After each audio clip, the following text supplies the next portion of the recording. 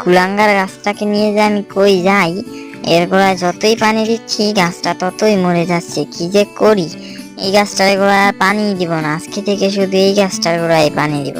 এটা কত সুন্দর সবুজ একটা গাছ, আর এই গাছটাই গত বছর ফল দিয়েছিল। ওই গাছটা কোনো ফলও দেয় না, শুধু শুধু খাটনি করে বৃথা। মিসকে শিয়াল কথা বলতে বলতেই সেখানে তার বন্ধু ফিসকে চলে আসে। আরে মিসকে, তুমি একা একা কি বলছো? তুমি ওই গাছটার গোড়ায় পানি নিয়ে দাঁড়িয়ে আছো, এই গাছটায় পানি দিবে না? এই গাছটা তো শুকিয়ে মারা গেল। আরে বলিস না বন্ধু, কি যে আর করি, এই গাছটায় যতই পানি দিচ্ছি এই গাছটা ততই আস্তে আস্তে মরে আসছে।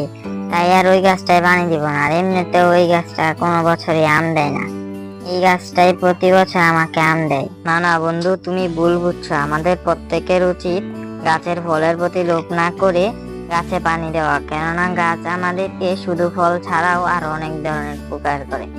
যেমন গাছে যদি অক্সিজেন না দিত তাহলে আমরা পৃথিবীতে বাঁচতেই পারতাম না। তাই আমাদের উচিত।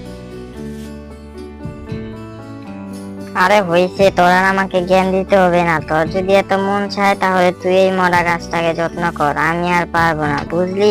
তুই শুধু শুধু এসেছিস বক বক করতে, তোর বক বক কে শোনে? যা যা এখান থেকে। ফিসকে মিসকের এমন কথা শুনে সেখান থেকে চলে যায়।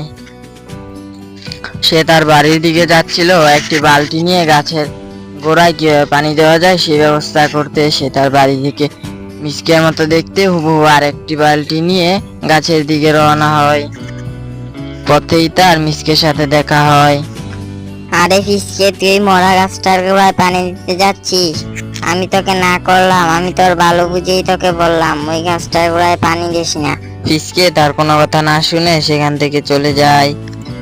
আরে যা যা, এখন মিসকের কথা শুনবি না, যখন পস্তাবি তখন বলবি মিসকে যে বলছিল তখন না শুনে ভুল হয়েছে। এই বলেই মিসকে তার বাড়ির দিকে চলে যায়। আর এদিকে ফিসকেও গাছের গোড়ায় চলে আসে। মিসকে শুধু শুধু বগর বগর করে, ওর কোনো কাজের সময় নয়, শুধু শুধু এরকম করে। যাক, এখন আমি পানি দিয়ে চলে যাই। এরপর মিসকে গাছটার গোড়ায় পানি দিয়ে চলে যায়। এইভাবেই সে প্রতিদিন আসতো আর গাছের গোড়ায় পানি দিয়ে চলে যেত।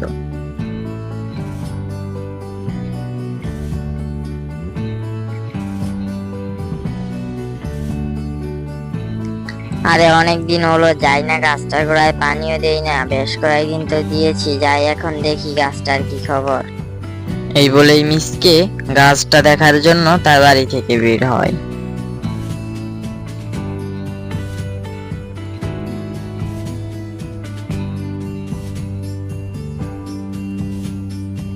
আর এইদিকে মিসকে আগেই গাছের তলে উপস্থিত ছিল।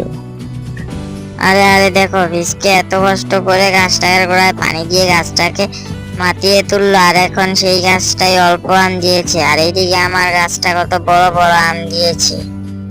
মিসকে কথা বলতে বলতেই সেখানে ফিসকে চলে আসে। আরে মিসকে দেখো, আমার গাছটায় আম হয়েছে। তুমি বলছিলে এই গাছটা নাকি গত কয়েক বছর যাবত আমই হয় না, সুন্দর যত্ন পাওয়াতে গাছটায় আম হয়েছে। আরে হ্যাঁ, কেমন আম হয়েছে সেটা তো দেখছি, কি ছোট ছোট আম, আর আমার কাছে দেখ কত বড় বড় আম এসেছে। তাই আমি তোকে বলেছিলাম ওই গাছটার গোড়ায় পানি দিস না, কিন্তু কার কথা কে শোনে, এখন বুঝ। না না মিসকে, আমি এই ছোট আম নিয়েই অনেক সন্তুষ্ট। এবার ছোট আম দিয়েছে, সামনের বার বড় আম দেবে। মিসকে ফিসকের কোনো কথা না শুনে সেখান থেকে তার বাড়ির দিকে চলে যায় ঝুড়ি নিয়ে আম পাড়ার জন্য। সে তার বাড়িতে আসে এবং ঝুড়িটি নিয়ে সে চলে যাবে। আর এইদিকে ফিসকে আগে থেকে কিছু আম পেড়ে সেখান থেকে আমগুলোকে বাজারের দিকে নিয়ে যায়।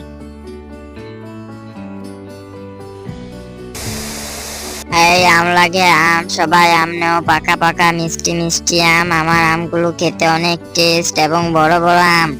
আর ওইদিকে দেখো ফিসকে কেমন ছোট ছোট আম নিয়ে বাজারে এসেছে, ওর আমগুলো কিন্তু টক।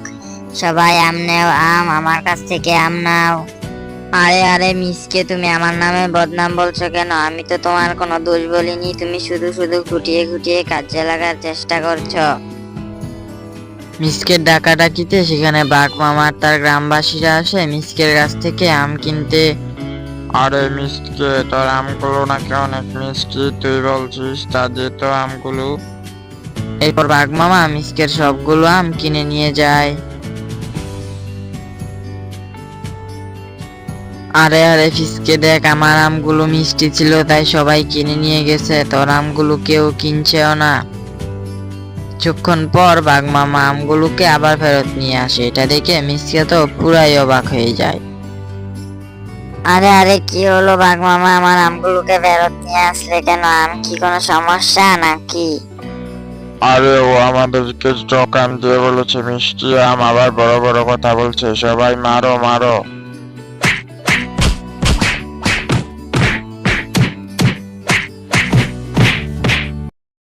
গ্রামে ছিল একটি বৃদ্ধর ছিল না কোনো ছেলে মেয়ে।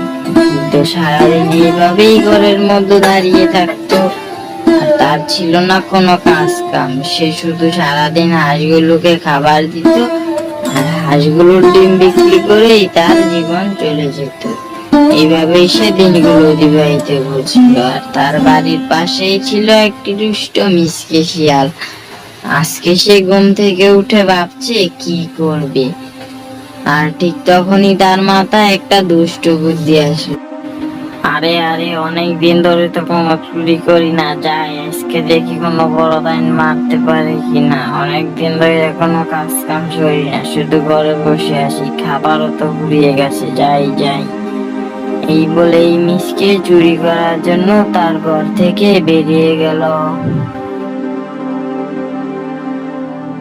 সে বাজারের দিকে রওনা হলো। পথেই সে একটি সুন্দরী মেয়েকে বেনিটি ভাত হাতে নিয়ে দাঁড়িয়ে থাকতে দেখে।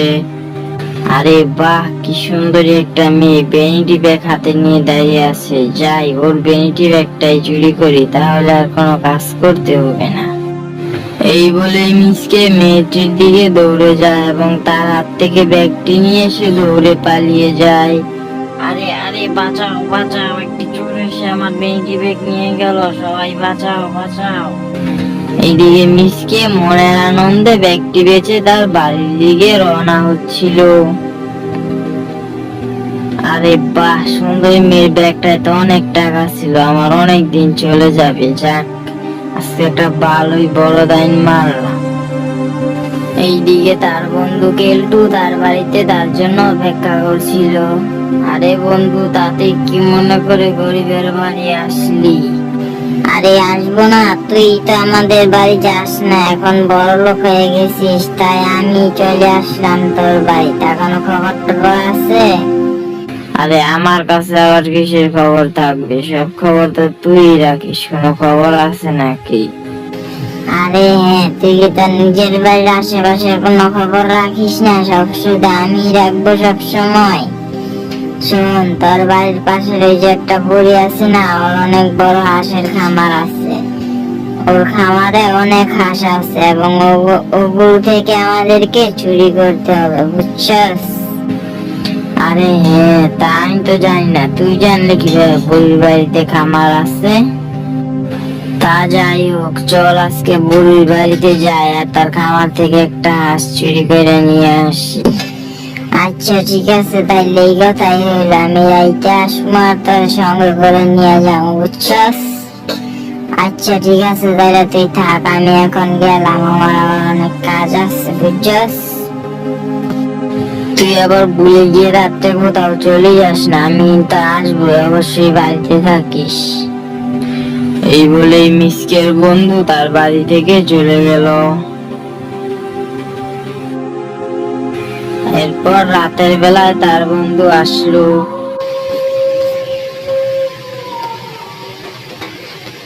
আরে আরে মিসকে, মিসকে বাড়িতে আছিস মিসকে? আরে বন্ধু, তুই আইসা করছিস? আচ্ছা তাইলে আই যাই বুড়ির বাড়িতে। এই বলেই দুই বন্ধু বুড়ির বাড়ির দিকে রওনা হলো।